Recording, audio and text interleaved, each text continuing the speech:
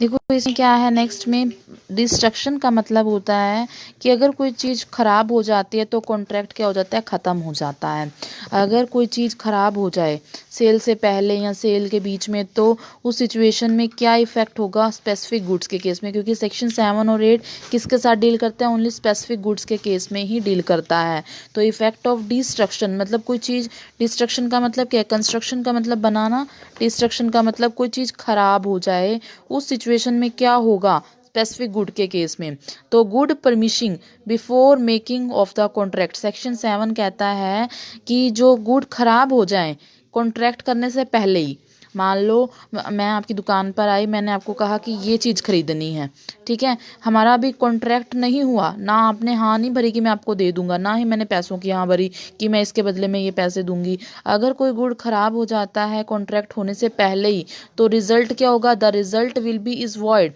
तभी एग्रीमेंट क्या माना जाएगा, एग्रीमेंट ऐसा माना जाएगा कि एग्रीमेंट ही नहीं हुआ, और इस कॉन्ट्रैक्ट को क्या माना जाएगा, अवैध, क्या माना जाएगा, अवैध माना जाएगा, वॉइड माना जाएगा कि ऐसा कॉन्ट्रैक्ट हुआ ही नहीं है, और इसीलिए इस कॉन्ट्रैक्ट की कोई भी, ना तो सेलर के ऊपर ना परचेजर के ऊपर कोई भी क्या नहीं है, रिस्ट्रिक्शन नहीं है। नेक्स्ट है good permission before sale but after agreement to sell, मतलब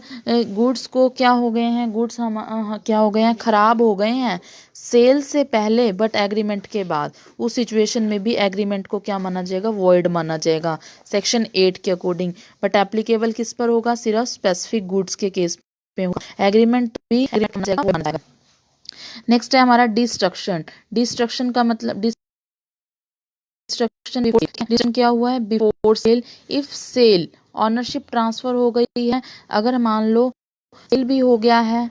एग्रीमेंट पहले एग्रीमेंट भी हो गया है, सेल भी हो गई है, और तब गुड्स खराब हुए हैं, तब सेक्शन 7 और 8 एप्लीकेबल नहीं होगा। Seller has no knowledge at time of sale such destruction then buyer breach contracted obligation and claim damages। अगर मान लो सेलर को उस टाइम में नॉलेज नहीं थी कॉन्ट्रैक्ट करते टाइम कि ये गुड खराब है, उस सिचुएशन में बायर क्या कर सकता है, कॉन्ट्रैक्ट को तोड़ भी सकता है, और जो भी अगर उसको कोई मतलब डैमेज हुए हैं, उसको नुकसान हुआ है, तो वो डैमेज के लिए क्लेम भी कर सकता है। ठीक है,